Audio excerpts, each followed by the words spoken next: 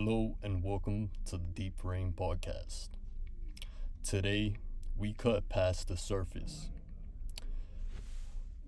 We cut past the surface noise and go into the actual financial mechanisms, documented funding pathways, and institutional networks that connect foreign aid systems, NGO finance systems, remittance flows, media funding, and external political influences, not rhetoric, not slogans, data and documented structures, including research on covert foreign money flows into democratic systems and transparency challenges in humanitarian aid. So first, we're going to start off by touching base on global aid networks, structures, size, and intermediaries. Global aid is huge by volume, but also by network complexity. A dataset examining over 10 million aid transaction records across 2,456 organizations and 230 countries reveals that while governments and multilateral agencies are the primary sources, a small set of knowledge brokers and intermediary organizations drive the systemic connectivity of global aid, meaning a few nodes control most institutional access and influence. This is not anecdotal, it's quantitative research. This is important because in regimes with weak accountability, the structural bottlenecks become leverage points. The narrow channels through which funding must pass before it reaches programs on the ground. Independent auditors, including the U.S. government's own Special Instructor General, reports on reconstruction aid have repeatedly found that multilateral agencies and downstream NGO implementing partners have systemic transparency problems. These problems include insufficient financial reporting from implementing partners, lack of adequate merchant or supply chain transparency, aid routed through government-affiliated organizations that may be sanctioned or associated with human rights violations, delays in reporting fraud and diversion risk. In one comprehensive audit, the Inspector General specifically noted that relying on the UN system does not eliminate exposure to money laundering, diversion, or inadvertent funding of problematic actors. It also noted that many UN partner organizations do not promptly report fraud. This is not insider speculation. These findings come from official oversight documents. In humanitarian distribution contexts outside war zones, studies show systemic corruption at points of aid delivery, such as intermediaries charging refugee for access to aid supplies that were supposed to be free. That's on the ground diversions, not theoretical leakage. There is vastly more remittance money flowing into developing economies than official aid.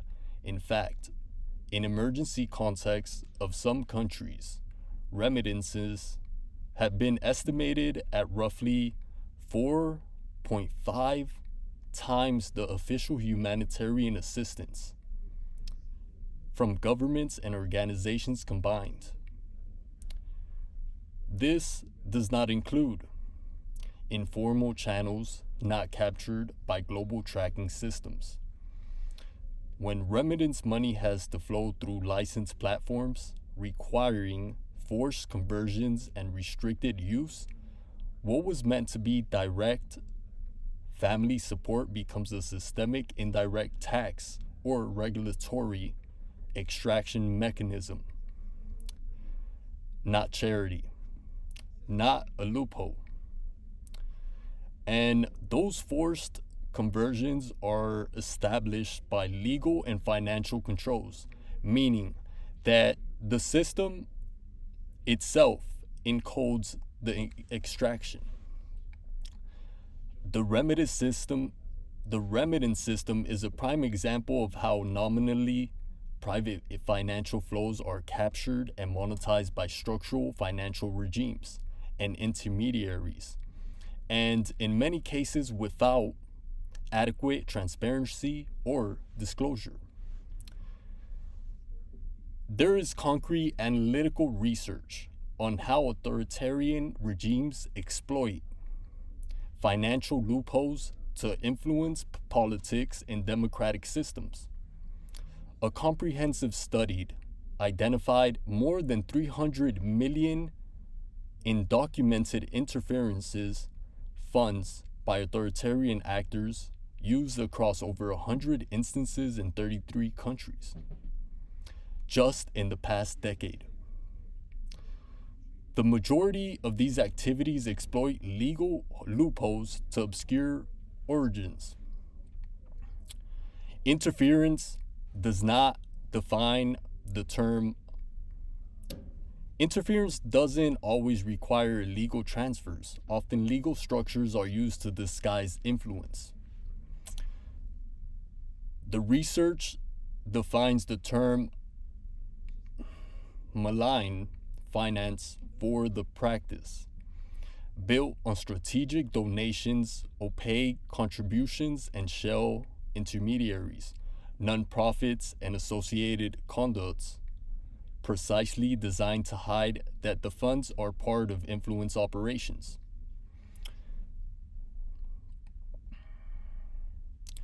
This model is not fringe reporting. It comes from analysis vetted by experts in governance and administered through established policy research frameworks. One of the largest structured grant making bodies in U.S. foreign aid in the National Endowment for Democracy, which is the NED, a quasi-autonomous nonprofit created by an act of Congress that acts as a grant-making foundation focused on political and economic institutions abroad. Internationally, groups funded by agencies like NED and USAID have been widely credited or blamed by host governments for playing key roles in civic organization, protest, and political mobilization in various countries. Governments such as Russia and China have publicly stated that they see such funding as interference. This isn't a theoretical conflict. It's documented and acknowledged by regimes themselves. Here's the real structure behind big political funding operations. Granting body, USAID and or NED issues funds, often hundreds of millions annually, distributed to NGOs, media foundations, and civil society organizations. Some of this funding is publicly reported. Much of it is granted through intermediaries or requires state or quasi-state approval in recipient countries. Intermediate organizations receive the grants and then subgrant or subcontract through smaller NGOs or local partners. These intermediaries are often themselves global, philanthropic organizations or specialized foundations. The recipient list is rarely fully transparent across all subgrants. Program implementers operate on the ground, often under local regulations that require registration with national authorities, creating compliance obligations and opening the door for local regulatory capture or diversion. And in many contexts, local partners may face coercive compliance pressures. Delivery media work, advocacy, protest support, research, election monitoring, etc. Functions that from the outside appear as civil society engagement, but may be partially financed through these layered grant channels. What's critical and rarely discussed is that aid allocations often bypass comprehensive real-time oversight, leaving systemic audit gaps and enabling perception management around transparency.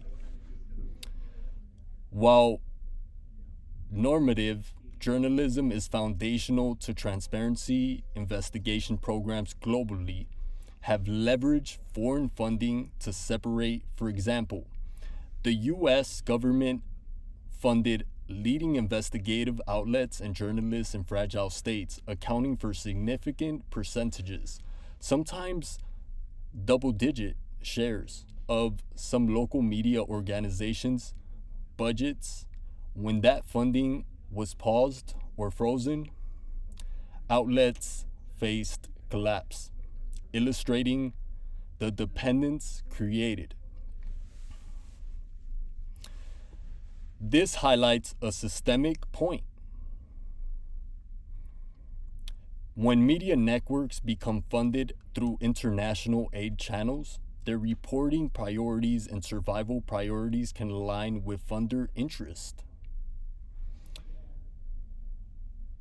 When those funds are disrupted, the investigative capacity collapses, not because there is no demand for oversight, but because the funding structure fails, which in turn affects what the public learns about abuses and corruption.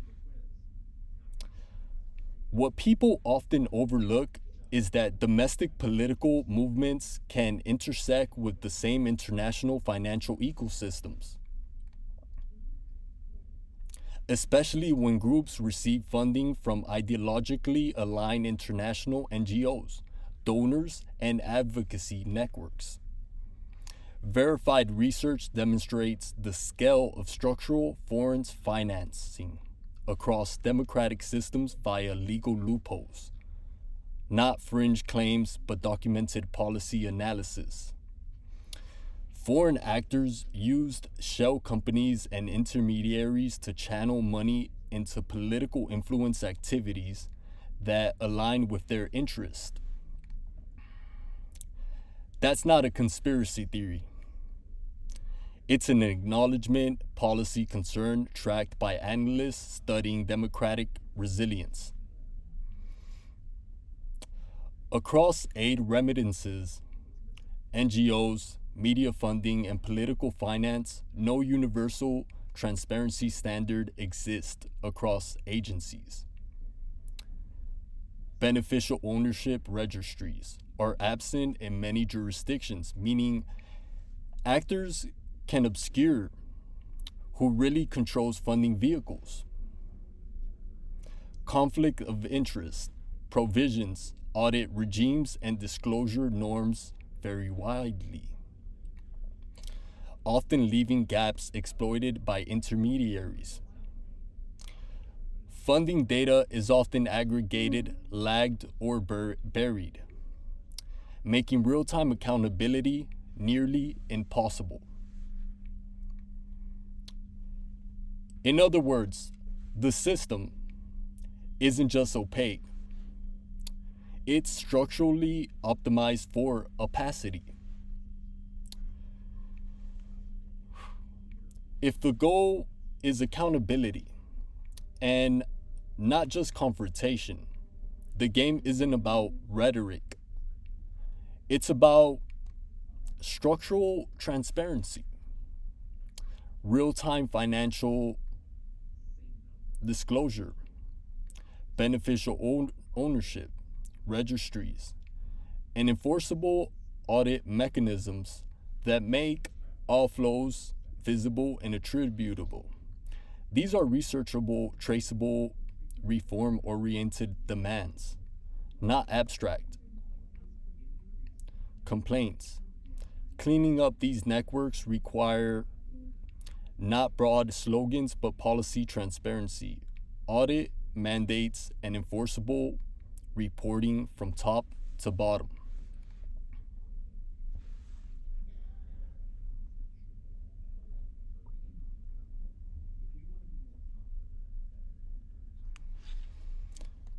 Now we're going to be moving on to authoritarianism, complicity, and global influence.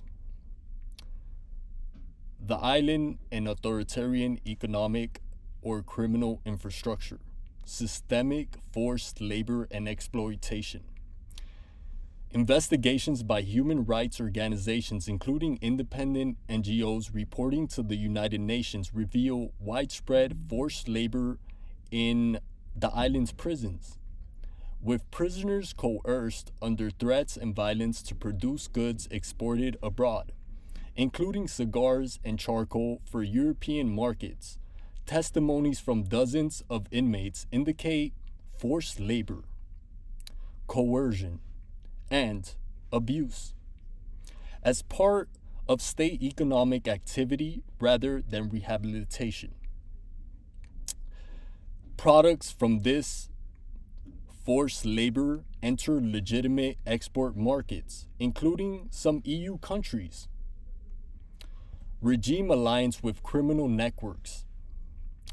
Open source research and political analysis describe aligned strategic connections between the island state apparatus and the so-called Venezuelan Cartel of the Suns, a group the U.S. designated as a foreign terrorist organization. Involved in drug trafficking, analysts argue that the island provided logistical and intelligence cooperation that helped embed narcotics trafficking into Venezuelan military structures. Persistent rights abuses. Annual U.S. State Department Human Rights Practice reports document lack of progress in foundational freedoms, including political repression, arbitrary detention, and restrictions on assembly and expression. Takeaway: the regime's economic model, including prison labor tied to international commerce and alleged strategic criminal partnerships, is inseparable from its political survival mechanisms. Now, we're moving on to Venezuela's state crimes and institutional breakdown. Systemic repression and crimes against humanity. A United Nations fact-finding mission concluded that Venezuela's National Guard committed crimes against humanity, involving torture, sexual violence, and arbitrary detention, and politically motivated prosecutions directed at opposition figures over more than a decade. Judicial capture and erosion of rule of law.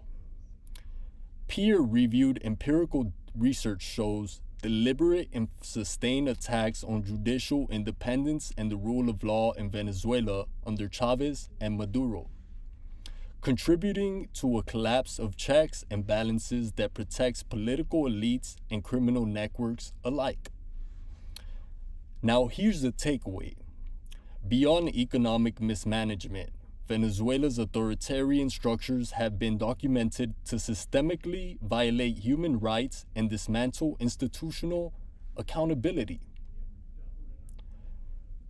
Global authoritarian repressive networks, transnational repression patterns. According to Freedom House and other human rights researchers, dozens of authoritarian governments engage in transnational repression, targeting critics, exiles, journalists, and diaspora communities abroad, including China and Russia as leading perpetrators of such repression.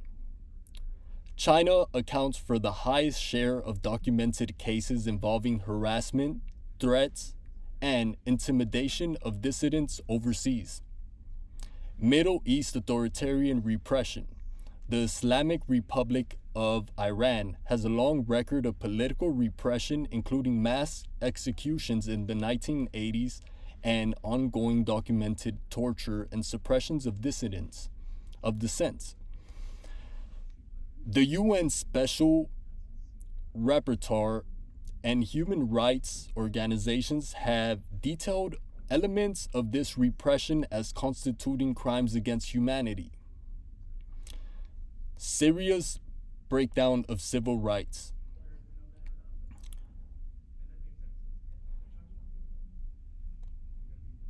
The Ba'athist authorities in Syria rank among the world's most repressive regimes in terms of arbitrary detention, disappearances, torture, and denial of all civil liberties. Widely documented by independent organizations and noted in Freedom House Global Freedom Assessments. Africa and Asia authoritarian landscapes. Independent human rights reviews from multiple sources, including the U.S. State Department of Country Reports and Human Rights Watch, catalog ongoing violations in countries ranging from Eritrea to Myanmar, Sudan to Zimbabwe, where political repression, forced labor, and extraditional abuses are regular features. Authoritarian repression is globally widespread, not limited to a few bad actors. It manifests in many forms: political, economic, extraterritorial, creating enduring networks of power protection rather than transparent governance, international complicity, and regional engagement. Soft power and economic engagement. Some Western countries, including EU members such as Spain and others, maintain commercial relationships with authoritarian regimes. Trade in commodities, tourism, and agricultural exports. Independent reporting shows that European import markets continue to take goods from regimes with documented labor abuses, even as human rights groups call for stronger transparency and trade enforcement mechanisms. Diplomatic cover and enforcement reluctance. Critics from independent human rights research note that international institutions from the UN Human Rights Council to some EU foreign policy arms often fail to hold authoritarian states fully accountable, instead opting for dialogue or technical cooperation that shows consequences for rights abuses. Economic interdependencies and diplomatic engagement without enforceable human rights standards create incentives for some Western governments to tolerate authoritarian abuse. Pro-Palestinian activism in the United States. Now, shifting to civil society movements inside the U.S., particularly the pro-Palestinian movement. It's crucial to separate legitimate policy argument from documented behavior and propaganda. Amplification of foreign terrorist group messaging. Analytic reports from the Anti-Defamation League have documented that certain campus and activist groups, including Students for Justice in Palestine, SJP chapters, have posted and shared content originating from foreign terrorist organizations, such as Hamas and the PFLP, on mainstream platforms, sometimes promoting resistance narratives designated terrorist groups advocate violent means against civilians. Instances of glorifications at protest. ADL monitoring has directly recorded on-the-ground expressions of support for groups the U.S. designates as terrorist. Organizations like Hamas, Hezbollah, PFLP at U.S. protests through chants, logos, and paraphernalia, including endorsements of violence associated with these groups.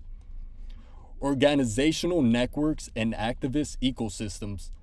Independent research reports characterize a variety of protest organizations participating in anti-Israel demonstrations as coordinated networks with militant ideological overlaps, including collaboration between groups like SJP, Palestinian Youth Movement, and others that have historically celebrated extremist tactics, embraced antifada, rhetorical frameworks, or engaged in disruptive actions framed as direct action. Broader radicalization trends. Now, separate analytical studies find that anti-Israel activism in recent years have expanded into realms of anti-American and anti-law enforcement rhetoric, with tens of millions of engagements on social platforms for content that includes extremist or violent messaging in context. Complex politics of labeling and free speech. Efforts such as Project Esther, a conservative strategic document, advocate for reclassifying certain pro-Palestinian groups as part of a broader support networks for terrorism and for leveraged legal tools against them. However, this project has been criticized by civil liberties advocates for risk of curtailing free speech and for not distinguishing between legitimate political advocacy and actual material support for designated organizations. Here's the important nuance. Some organizations focused on Palestinian rights are legal 501c nonprofits whose stated purpose is advocacy for human rights and an end to occupation. Their official tax status and mission remain firmly within lawful political advocacy. There are documented cases where activism has crossed into amplification of foreign terrorist messaging or celebration of terror tactics, and U.S. institutions have debated how best to respond without infringing free expression. Why these systems persist and why accountability matters. Structural enforcement gaps. Human rights analysts consistently point out that international justice mechanisms like the International Criminal Court and UN tribunals have limited capacity to enforce accountability against powerful state actors, even when credible evidence of systemic abuse exists. The role of enforcement. When enforcement mechanisms, sanctions, independent audits, credible legal action are applied, authoritarian networks face disruption. This is precisely why Administrations that emphasize enforcement, like the Trump administration, and accountability meet resistance from entrenched institutional networks. Free societies versus authoritarian influence. The debate in the US and the West about how to address increasingly radicalized protest movements, including anti-Israel activism, reflects this broader struggle: how to uphold freedom of speech and assembly, while distinguishing it from support for violent extremist tactics.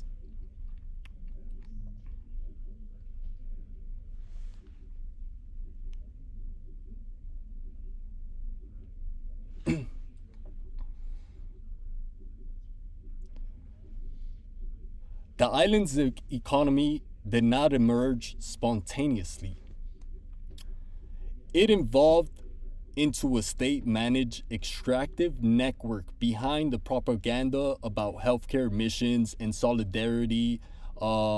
International reporting has documented that the island's government operates that what critics describe as a state-run labor system, involving tens of thousands of medical professionals deployed abroad under contracts where the state retains most of their pay, with families often unable to accompany them, and conditions that violate international labor protections. While full academic documentation is limited in public datasets, extensive reporting and human rights watchdog commentary have highlighted these practices as exploitative and coercive, and analogous to forced labor frameworks under international law. In 2024, Mexico, under President Claudia Sheinbaum, became one of the largest external oil suppliers to the island, exporting more than 20,000 barrels per day of crude and a few thousand barrels of refined products, totaling roughly $600 million in energy shipments. These exports help sustain the regime's energy infrastructure, as traditional suppliers faltered due to sanctions and geopolitical pressures. Mexico's government has publicly defended these shipments as humanitarian, warning of impacts on transportation, healthcare, and food supplies for the island's population. This is not a marginal detail. U.S. policymakers explicitly link these shipments to their own tariff threats and sanctions enforcement, designed to reduce fuel flows into authoritarian economies. Mexico's government has portrayed the imports as sovereign and humanitarian, downplaying the fact that they underpin an authoritarian regime with long-standing human rights abuses, including limited political freedoms and arbitrary detentions, documented by human rights organizations. These exports multiplied just as Venezuela, once the island's primary oil supplier, saw its capacity severely curtailed by U.S. blockades on Venezuelan crude exports linked to corruption, narcotics trafficking allegations, and international enforcement actions. A U.S. seizure of an oil tanker with Venezuelan crude bound for the island, for example, was justified in part as action against illicit financial networks allegedly connected to both Maduro's government and external militias. Turning to another critical intersection of global influence and domestic perception: trade, student activism, and propaganda circulation in the United States. The Anti-Defamation League's Center on Extremism released a detailed report documenting how certain U.S. anti-Zionist activist networks have amplified material directly originating from foreign designated terrorist organizations, FTOs, such as Hamas, the Popular Front of the Liberation of Palestine, the PFLP, and Hezbollah. The report labels this phenomenon digital couriers, groups sharing official propaganda, communiques, videos, and imagery from those foreign terror groups on mainstream platforms including Telegram, X, formerly Twitter, and Instagram, often in translated from English-speaking audiences. For English-speaking audiences. These materials are not casual networks. The report documents repeated instances in which protest organizers or supporter networks distributed foreign terror group propaganda, content that praises attacks or celebrates violent tactics. Examples include posting translated messages from official Hamas releases about military operations, distributing graphic content produced by terrorist channels, and resharing them to wider audiences. A corresponding analysis by multiple news outlets highlights that groups such as Students for Justice Activism feeds. These networks can blur lines between legitimate political advocacy and endorsement of normalization of violent tactics. A broader ADL, this phenomenon is more than online discourse. Protests across dozens of campuses have messaging that foreign affiliated with far-left political movements. These flows often occur through tax-exempt non-profits, donor-advised funds, and payment processors that do not necessarily flag activity tied to designated FTO support. Reducing visibility and accountability. To be clear and precise, being critical of a foreign government's policy is legitimate political speech. And many advocacy groups focus solely on human rights, economic justice, or diplomatic change. But the documented increase in direct or indirect propagation of terrorist group messaging, as seen with translation and dissemination of official materials from Hamas, PFLP, Hezbollah, and others, underscores how information ecosystems can be exploited to push narratives that actively glorify or rationalize violent tactics. Beyond social media, encrypted messaging apps like Telegram, which have been leveraged by extremist content channels and are widely used by activist networks, have served as hubs where translated, rebranded content spreads quickly. Some campus encampments and organizing hubs were coordinated through such channels on Telegram,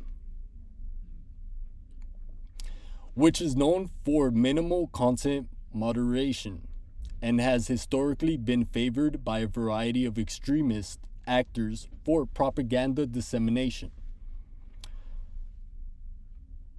The question this research raises, not from ideology, but from data, is this. When material produced by entities designated as terrorist organizations by the U.S. government is repeatedly distributed by domestic networks and enters mainstream platforms without consistent enforcement of existing content policies. What mechanisms are failing? Why is such messaging amplified rather than clearly labeled and removed? Conflict narratives. Where domestic politics and international influence meet, this research also points to gaps in enforcement. Social media platforms have policies against sharing content from FTOs, yet such content repeatedly circulates widely. University administrations often lack clear enforcement rubrics for handling distribution of extremist material, and donor transparency mechanisms struggle to flag financial flows that might indirectly benefit terror-linked organizations through seemingly unrelated intermediaries.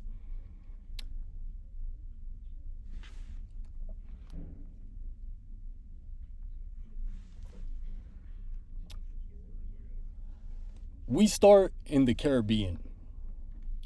The country, often referred to here as the island, is governed by a single political party with constitutional control over political expression, assembly, and media. The U.S. State Department's country reports on human rights practices cite ongoing restrictions on civil liberties, arbitrary arrests, and limitations on freedom of movement in this country. Economically, the government operates a dual-track system: state-run wages and rationing for the domestic population, and hard currency contracts for export services and foreign partners. Foreign companies that operate in the country must contract through state employment agencies, which act as intermediaries for labor and pay. While precise figures are elusive, NGOs and authoritarian states with monopolized systems control can create selective enforcement zones that inadvertently or intentionally facilitate trafficking flows, whether drugs, people, or contraband, because there is no independent inspection system. Now,